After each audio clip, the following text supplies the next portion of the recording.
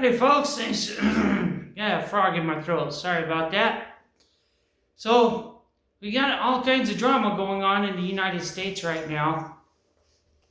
And my observations on the Charlie Kirk shooting, there's a lot of stuff, anomalies that have seemed to have been left out.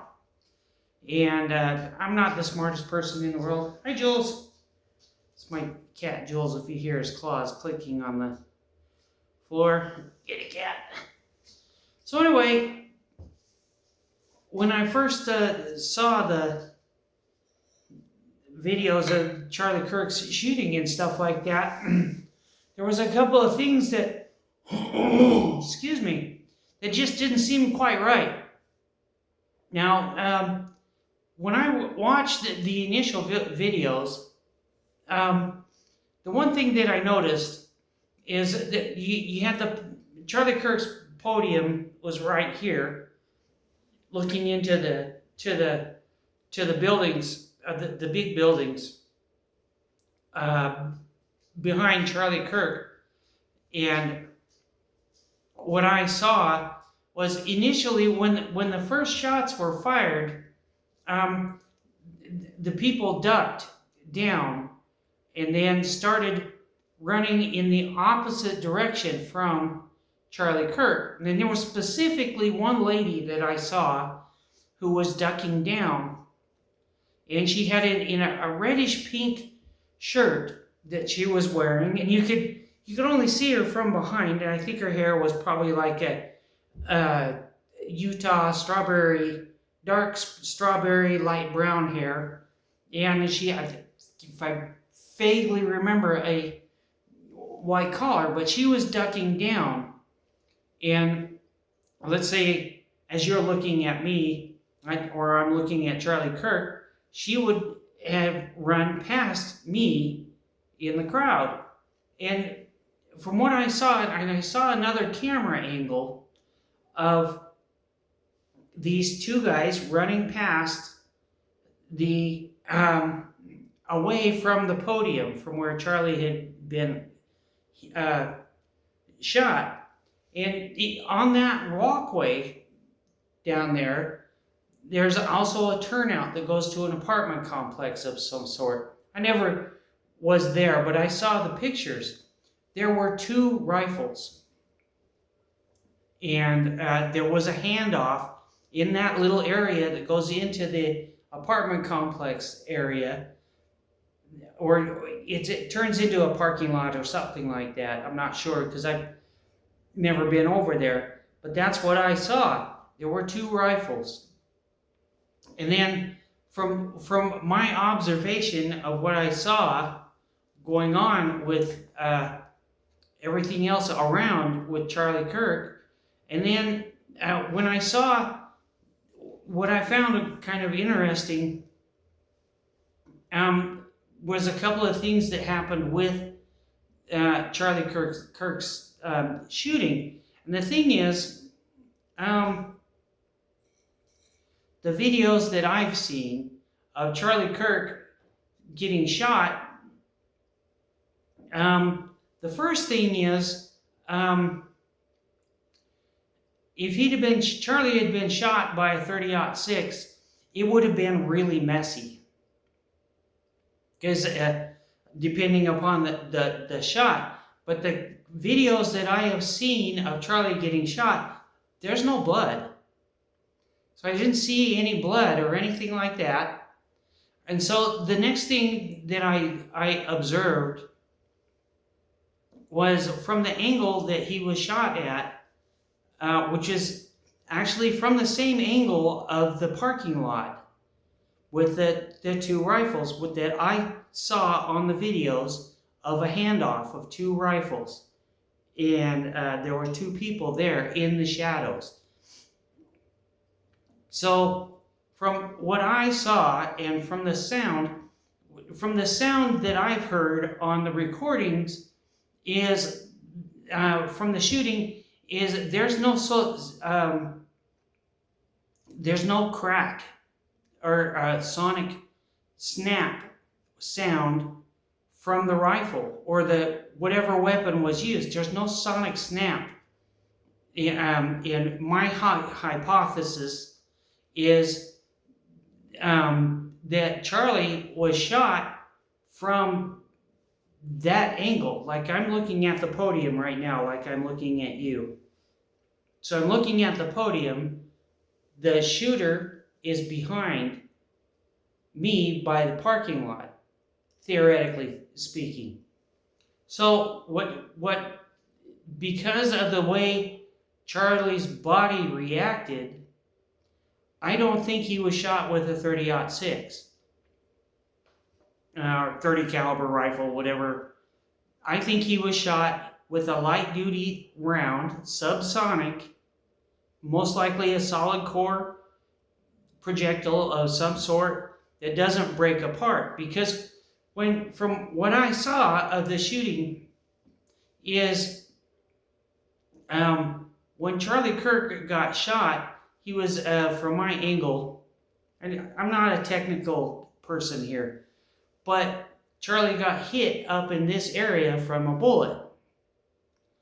And he raised up like this, and that's at that point is when his lung collapsed, and you don't see any blood. I don't remember seeing any blood coming from Charlie's t-shirt or anything like that. I saw them fiddling around with the doodads and cameras and stuff like that afterwards, but from what I saw of Charlie, of the videos of Charlie getting shot, there's no blood, which he was either in an exhalation point and he was raised up and so on. So I think personally that Charlie was shot from that parking lot, where in the videos, if you look at the videos from the podium, you can see where the pathway runs and then goes into the parking lot. And if it was a subsonic round, 223, which doesn't, 223 rounds, subsonic wouldn't do that much damage. If it was a solid brass projectile or anything like that, it wouldn't, it potentially couldn't have had enough energy to pierce his body cavity, breathing, because he's got bones and stuff like that.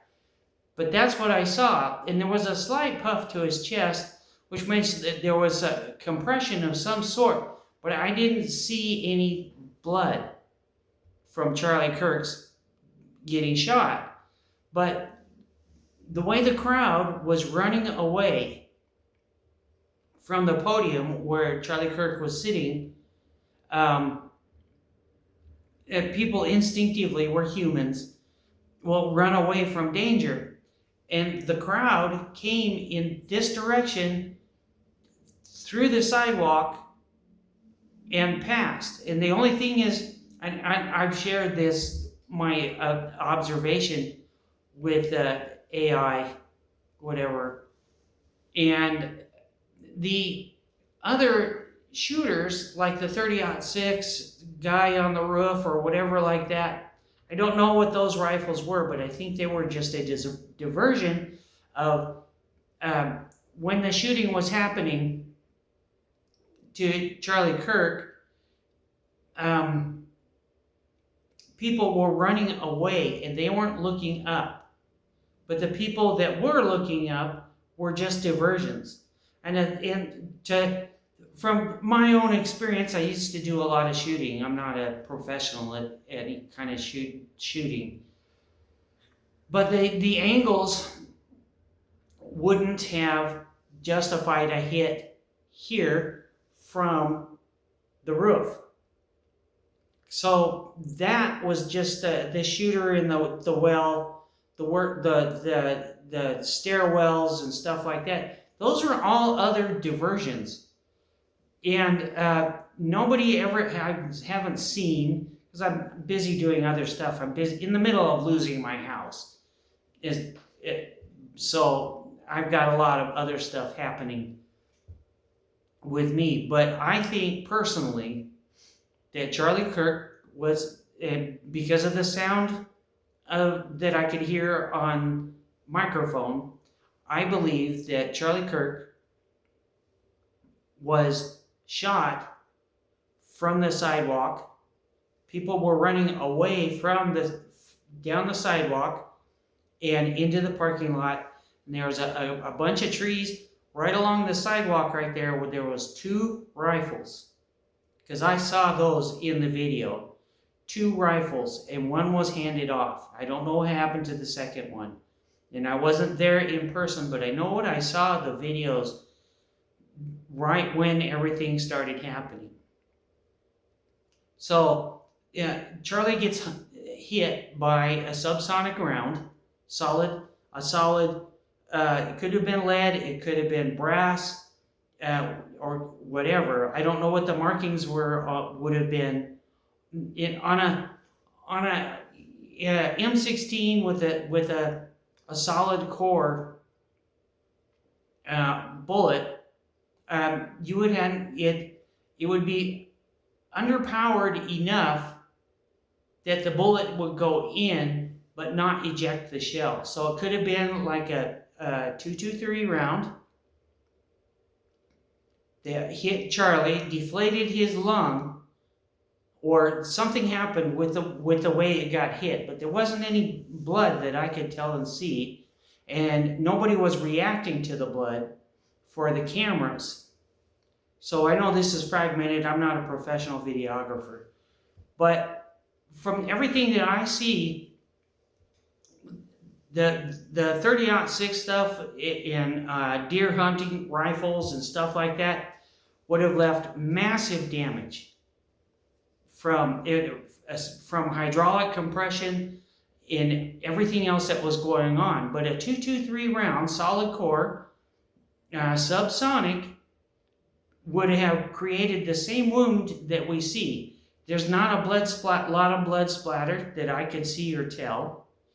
Everybody was running away from the podium in the direction of where the rifles were being, the handoff rifles were taken care of. Now, there's not a lot of video or in the stairwell and stuff like that, but the shooters on the roof, I think, are part of something that's different that nobody is really talking about. So that's it. I think that Charlie Kirk was shot with an M16 type round, small caliber 223, subsonic, because I didn't hear the snap from any of the recordings that I've listened to. I didn't hear a sonic snap. All I heard was a shot, without a sonic crack. And the other thing is, if it was a solid round, a subsonic, it would have stayed intact and gone in or hit the building somewhere in the building, on the building in the podium. And if it was low energy enough, somebody who was aware of what's going on would have the capacity to pick up that bullet and take it. But there was not, you didn't see any real body reaction from Charlie Kirk getting hit. He only raised up like that, and that was enough for to signify that he had been hit by something. But I didn't see, and I haven't seen, any blood from when he got hit. So either the bullet stayed inside him or passed through to the building. But I still think, personally, that it was a single shot, solid core round, subsonic, and the whole thing happened from the sidewalk, the trees, and not what everybody else was doing. And you know what, with a 30-06, well, even an M16, 300 yards is nothing shooting. I used to do a whole bunch of shooting in the San Bernardino mountains and with the old World War II style rifles and everything like that. And 300 yards is nothing. There's no reason to have a scope at 300 yards, in my opinion. Shooting bowling ball pins at 300 yards without a scope is nothing. And a bowling pin's only that big and only about that wide. So that's my take on the whole thing with Charlie Kirk. It's not what, in my opinion, and I'm not an expert with anything that has to do with shooting, except for the fact that I've done a lot of shooting, and I know how to shoot in certain physics, how certain physics work. But I am sad at his passing. He seems like he would have been an awesome person to know. But that's my take on it. It was a subsonic round shot from a .223 size caliber bullet. And because there's no blood that I could see from anybody, in the way things worked so quickly, it was a planned assassination right from the start. But there's too many working parts, and that the media is covering, and it's not that difficult. That's all it was. It was one shot, probably, from what I keep saying over and over again. Just a low power round, killed him. I never saw or heard of any wounds to his back, exit wounds from his back or anything. I've heard nothing about that.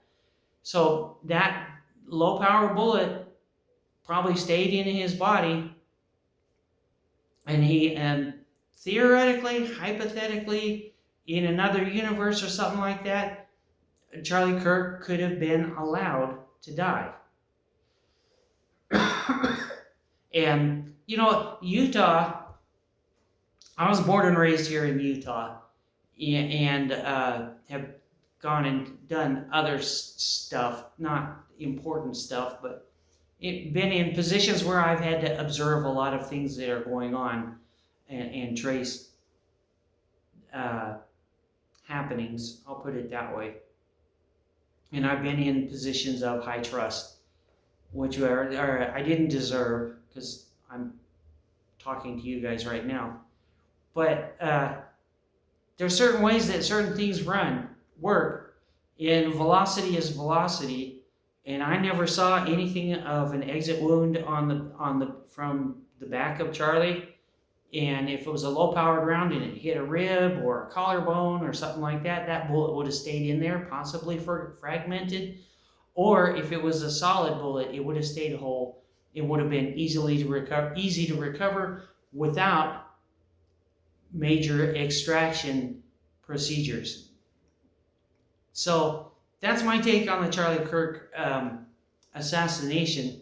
It would have been interesting to meet him, but I wouldn't know what in the heck to say, because I'm not ex-Mormon, culturally Mormon, Utah guy, did a lot of whole bunch of shooting, did a lot of drag racing up and down the coast in Southern California, and done other stuff is just a hodgepodge of stuff that has to do with transportation and taking care of people and reporting and driving people of ill repute and non-repute and kind of scary stuff. So I know how to drive really fast and invisible. And so there it is. Well, anyway, thanks for watching. And if anybody, I posted on ChatGPT all of my observations. You can do that with ChatGPT, and on Grok of everything. And I don't know how Grok and ChatGPT and whatever other ones I've chatted with, but the consensus seems to, and I don't know how patronizing chat is anyway, and how it works, but from what I saw, I've had 3 different AIs support me in my observations of what happened to Charlie Kirk. So the story is not, the story that's being broadcast to everybody is not what really happened. And that's just my opinion. In my situation right now, I have a foot wound that I lost all my toes on my right foot, so I haven't been able to go back to work for 2 years. I'm losing my house. I haven't been kicked out of my house yet, and I'm moving to another part of the United States where I'm going to theoretically start all over again and get back to maybe doing some business in transportation and stuff like that. And I can have a conversation with anybody on the planet. I got 30 years in the business of transporting people, and I really want to get to another state outside of Utah where I have a little bit more freedom to start up a project I have in my head. And I'm not marketing for that yet because I'm not ready. And I had to sell my house that's here. That's why it's echoey. I gave away all of my furniture and almost everything I've got. I've got my 2 main vehicles loaded up and ready to go so that when I get the money from the sale of my house, I can just go. But nothing is guaranteed in this world. Thanks for watching, and take a look at the videos and see what happens. There's not a lot of blood that would go along or actually no blood that you can see that goes along with the narrative of a 30-06 rifle or even 30 caliber rifle or anything like that, and sniper scopes and stuff like that. At 300 yards, you do not need a scope, even for a headshot. Well, from my perspective, but who knows how many millions of rounds I've shot over my lifetime. So anyway, there it is, and thanks for watching. And I finally got up the nerve to post this, and I hope that anybody who watches this can see the logic in well, a 30-06 is just a way messier way to shoot somebody and then not leave anything behind. So it just doesn't make any sense.